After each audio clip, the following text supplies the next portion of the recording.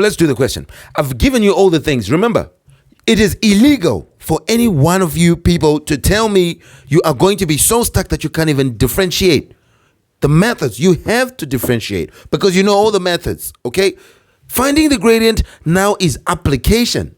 Now, the moment you see a question say, find the gradient of the curve, you have to differentiate. Don't even think twice.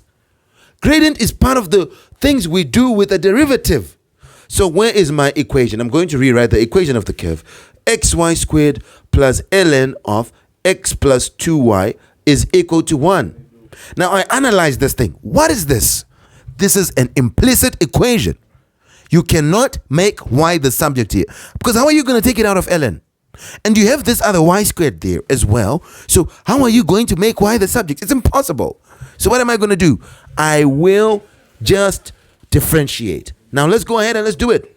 So how do I differentiate an implicit function? I'm going to zoom in so I can differentiate nicely. So here I'm going to say d dx of x y squared plus ln of x plus 2y. This is all equal to 1. I'm differentiating the whole thing. We're being equal to 1. I'm differentiating that whole thing. Okay? Now let's start to differentiate. So remember, I told you in the previous video, I said, when you see them want you to differentiate something which is saying xy or xy squared or whatever, with both x and y being an implicit derivative, you are going to do product rule on that thing. X is its own function, y is its own function. And what does the product rule say? So now I need you to be good at that. The product rule says when you are differentiating, you bring the second term, you multiply by the derivative of the first. What's the derivative of x? 1. Plus, you bring the first term, x, you multiply by the derivative of the second term. What is the derivative of y squared? We said you treat it like an x, but afterwards you're going to put dy dx. So what do? Drop the power, 2y. Then what do you do afterwards? You put dy dx. Okay, so this is 2y dy dx. Then now let's come to this second one. So it's going to be now plus, we are differentiating the ln now. We are differentiating the ln. And remember, we know the derivative of ln x. That is the logarithmic function. So what is ln of x plus 2y now? What is that? That's a composite function. A composite function is ln of something which is not x. And in this case, it's x plus 2y. That's a composite function. So we differentiate it by the chain rule. And the chain rule says you differentiate the outside, then you multiply by the derivative of the inside. So we differentiate the outside without changing the inside. Then you multiply by the derivative of the inside. So let's differentiate the outside. What was the derivative of ln x? It was 1 over x. So what's the derivative of this ln of x plus 2y? You start by saying 1 over x plus 2y. Okay, then you multiply. Okay, that's differentiating the outside, the ln. Then you now multiply by the derivative of the inside. So we then multiply by the derivative of the inside is going to have two parts. So you can all see that. Derivative of x is 1 plus derivative of 2y is 2. The y just goes, but you must put dy dx. You understand? Then we're going to close that. Right? Then we're going to say is equal to, what is the derivative of 1? 0. The derivative of 1 is 0. And we are continuing now. What is y squared times 1? It is y squared plus x times 2y, whatever, is going to be 2xy. Then you put dy dx. Okay? Plus, now what are you going to do here? We have 1 over x plus 2y multiplying 1 plus 2, whatever. So what are you going to do? I make it multiply the 1 first. When it multiplies 1, it just comes back as it is, which is 1 over x plus 2y. Because this x plus 2y will multiply 1, then this 1 over x plus 2y will multiply 2 times dy dx. So now when it multiplies, you say now plus. When it multiplies 2 dy dx, 2 is a whole number, it will just go to the top. So it will be 2 over x plus 2y. And what should I put after that? Dy dx. This is going to be equal to 0. This is going to be equal to 0. Now, what's the next step? I've done differentiation. So good. So good. Now you're done with differentiating. Look, you're not yet done actually, because you should then make dy dx the subject. First, you take everything which doesn't have dy dx to the other side, and you leave everything with dy dx on the left hand side. Okay, you leave them on one side. So here I'm going to leave them on the left hand side. So I'm going to have 2xy dy dx.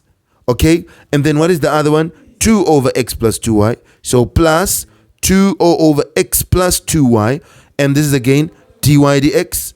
This is going to be equal to, I take y squared to the other side, becomes negative y squared. Then I take 1 over this, whatever, it becomes negative 1 over x plus 2y. Okay?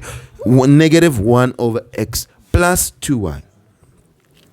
Now what am I going to do? I am going to make dy dx the subject. So I factor it out. And I'm going to have my dy dx. Inside I'll have 2xy plus 2 over x plus 2y. This is equal to negative y squared minus 1 over x plus 2y. Then what am I going to do now? I just take these things to the other side. I'll have my dy dx being all equal to negative y squared minus 1 over x plus 2y. This is all divided by 2xy plus 2 over x plus 2y. This is my dy dx. Are you seeing this? This is my dy dx, okay? Right. Now, what did they say? Find the gradient, which is your dy dx, at the point where x is 0. So, at the point where x is 0, we are finding what the gradient is at that point. So, I'm going to first say let x be equal to 0. Okay, but here, let me tell you something very, very important. In here, you can see that dy dx is going to depend on two things. It is going to depend on x. Yes, we've been told that we are at point x equal to 0. But it also has a y. It also has a y. So you also got to know when x is 0, what will y be? Because you're going to replace the x and you're going to replace the y. So you got to know what y will be. And how do you know that? Obviously, the only way is to go back to the original equation. You go back to the original equation, you're going to put x0 and find what y will be. Then you bring those two things and fit them into dy dx. So we're going to say, okay, let's rewrite the original equation. Xy squared, so we're going to say xy squared plus ln of x plus 2y. X plus 2y is equal to 1.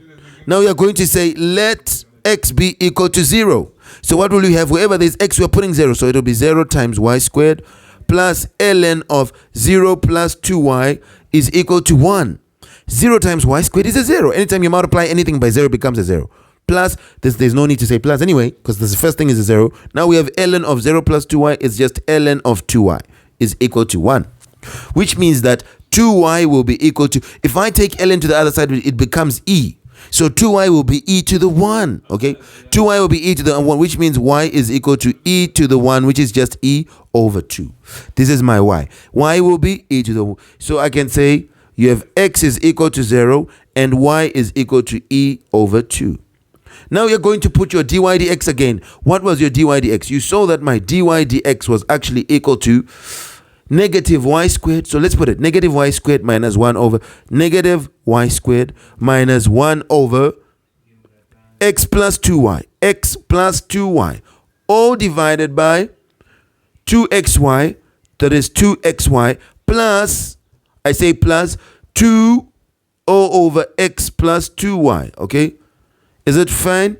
I think so. I think everything is good so far. So now let's substitute. So we are going to say let x be equal to 0 and y be equal to e over 2. Make sure you're writing one line. I am wasting so much space. So you're going to have your dy dx.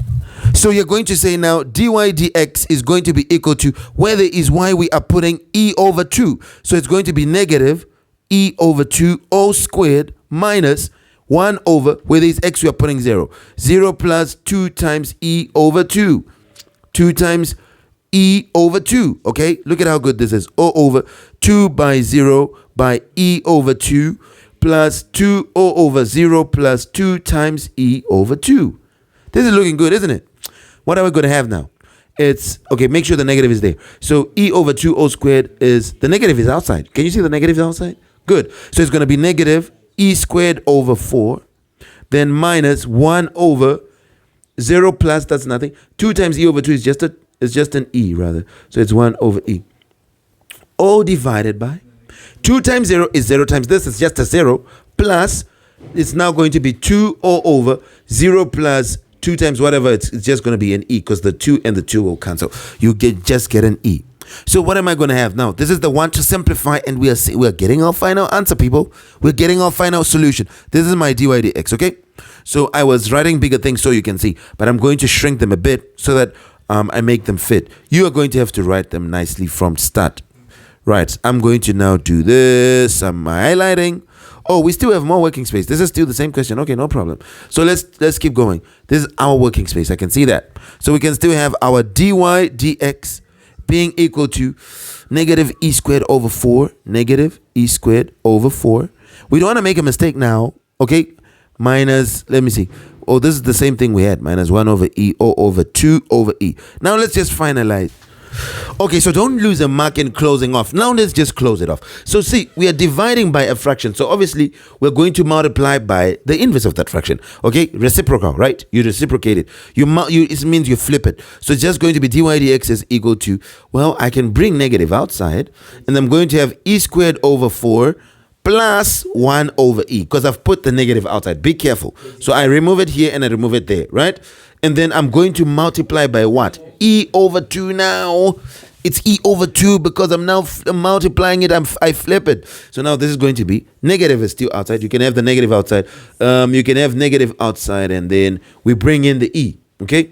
We can have a negative outside. We're going to bring in the e and the half. So what do you do? When you multiply, remember when you multiply two fractions, this has to multiply here and multiply here again. When you multiply two fractions, the top just multiplies and the bottom multiplies. So it's e times e squared, it becomes e cubed, or over 4 times 2 becomes 8, plus the negative is still outside. E times 1 is e, over 2 times e is 2e, okay? The top multiplies, the bottom multiplies. So it's going to be negative, what am I going to have now?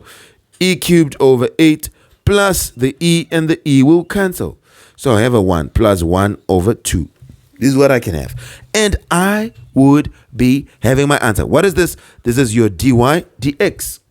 This is your dy dx. You are done. This is your dy dx. Okay? You are done. And you have everything you need.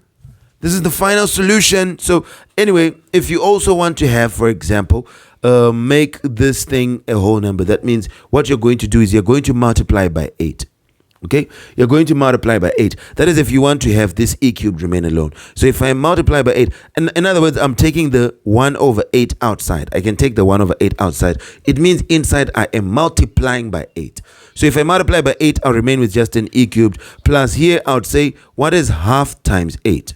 It's like 8 over 2, which is a 4. So it'll be e cubed plus 4. This is going to be what I have, and I'll have this negative 1 over 8, and inside I'll have e cubed plus 4.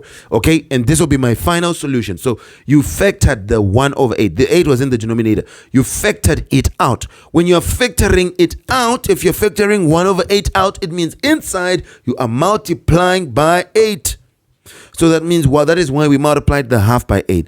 And this will be my dy dx, and I would be done. I would be done. I would have found the gradient when x is equal to 0. Remember, there was also a y, so you also needed to know what is the value of y when x is 0. So that's why we went back to the original function and we got it. This will be your final solution. You'd be done, and let's go to the next question, which I'll meet you in the next video. Goodbye for now.